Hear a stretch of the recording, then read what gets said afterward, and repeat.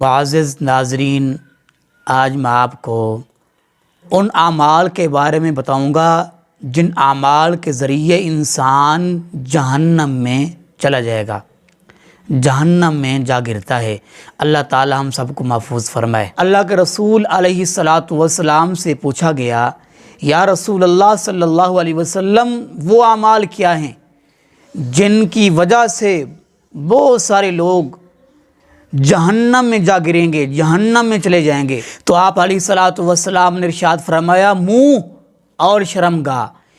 منہ کی وجہ سے اور شرمگاہ کی وجہ سے لوگوں کی اکثریت جہنم میں جا گرے گی، جہنم میں چلی جائے گی۔ اللہ کے رسول علیہ السلام نے فرمایا، جب تم بات کرو تو اچھی بات کرو۔ تو عرض یہ ہے کہ اچھی بات نہیں کر سکتے تو خاموش ہو جاؤ۔ یہ زبان جو ہے، اس کو بولنے سے پہلے جو زبان سے بات نکالنا چاہتے ہو اس کو تولو۔ ما یلفظ من قول الا لدیہ رقیب عتید۔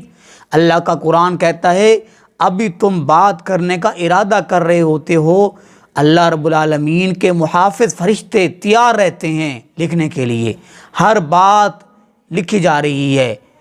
تو بولنے سے پہلے تولو، پھر بولو، اچھی بات کرو۔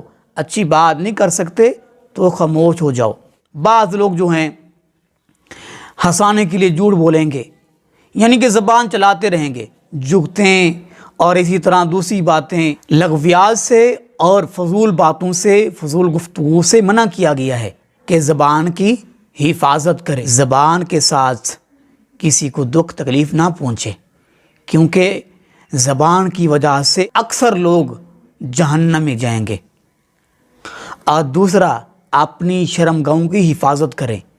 شرمگاہ اور زبان، ان دو چیزوں کی وجہ سے اکثریت لوگوں کی جہنم میں جائے گی۔ اللہ رب العالمین نے فرمایا، وہ مومن لوگ کامیاب ہوئے جو فرمایا اپنی شرمگاہوں کی حفاظت کرتے ہیں اور نماز کی حفاظت